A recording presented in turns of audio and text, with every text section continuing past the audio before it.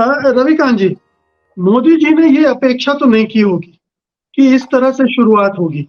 ये तो था कि 234 सीटों वाला विपक्ष है, तो मुकाबला तो होगा, लेकिन इस तरह का मुकाबला होगा कि उन्हीं के अंदाज में, जिसको कहते हैं टिट फॉर टैट, ईंट का जवाब पत्थर से, उस अंदाज में, उसी भाषा में उनके साथ संवाद किया जाएगा सभा के अंदर।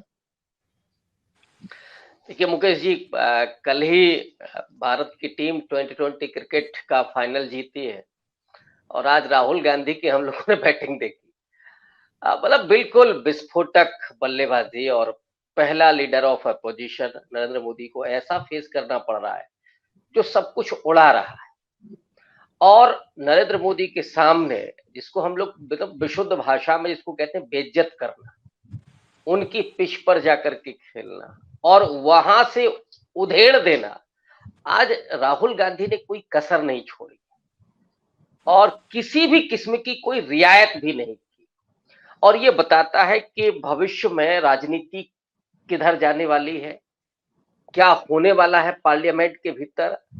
मैंने आज पहली बार अमित शाह को एक तरह से पनाह मांगते हुए देखा है कि अध्यक्ष जी हमको संरक्षित कीजिए, वरना अमित शाह के बारे में कोई सोच नहीं सकता था कि साहब ऐसे भी बोल सकते हैं। नरेंद्र मोदी के चेहरे पर आप जो देख रहे थे वो शायद 10 साल में और चुनाव के दौरान भी नहीं देखा गया। आज असल में नरेंद्र मोदी देख रहे थे जिस तरह से सामना कर रहे थे राहुल गांधी का, पूरा 10 साल का खाका राहुल गांधी ने खींचा। नरेंद्र मोदी ने तो कभी अपना कार्ड नहीं सौंपा कि साहब देखिए हमने क्या काम किया है, लेकिन आज के राहुल गांधी के लंबे भाषण में वो सारी चीजें थी।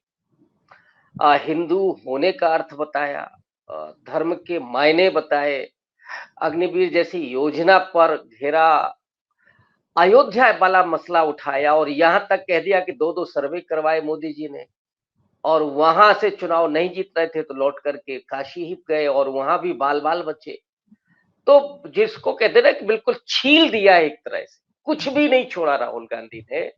और ये चीज दिखाता है कि राहुल गांधी अब किसी भी तरह से नरेंद्र मोदी का मुकाबला करने और सामना करने के लिए तैयार है, किसी भी तरह से, शब्दों से, भाषा से, बॉडी लैंग्वेज से, एग्रेशन से। और ये जो कल्चर पैदा किया नरेंद्र मोदी ने अपने 10 साल की राजनीति में, बल्कि और पहले कहें हम, लेकिन तब वो गुजरात में कर रहे थे, जो डराने की राजनीति, जो एग्रेशन की राजनीति और वो हिंदुत्व के जरिए जो की जा रही थी, राहुल गांधी ने पलटवार किया।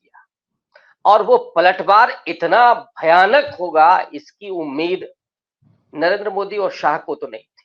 और इतना ही नहीं, बीजेपी के भीतर जिसको सेंध लगाना कहते हैं, उन मुद्दों को भी उभारा कि राजनाथ सिंह तो नरेंद्र मोदी के सामने किसी अपोजिशन पार्टी के लीडर को नमस्कार भी नहीं कर सकते, गडकरी साहब बोल नहीं सकते। तो जो बीजेपी के भीतर का भी अंतर्विरोध था उसको भी राहुल गांधी ने आज पटल पर रख दिया, सामने रख दिया। और ये परिस्थितियां बताती हैं कि आने वाले समय में ये जो एग्रेशन है, ये जो बहस है, और ज्यादा तल्ख होने जा रही है, तीखी हो जाने जा रही है।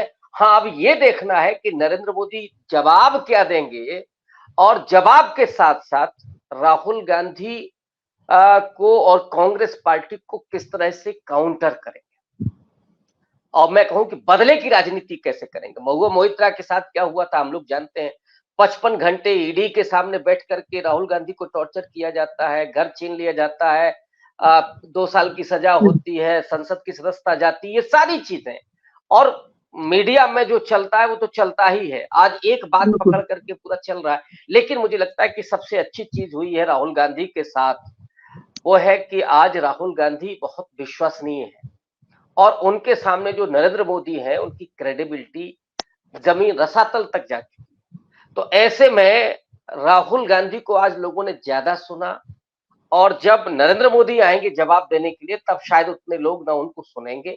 और ये जो टोन है राहुल गांधी का, वो दरअसल इस समय देश का टोन है। और जब आप देश की भाषा बोलते हैं तो अगर आप शब्द भी कई बार गड़बड़ भी कर जाए तो भी लोग ध्यान नहीं देते हैं।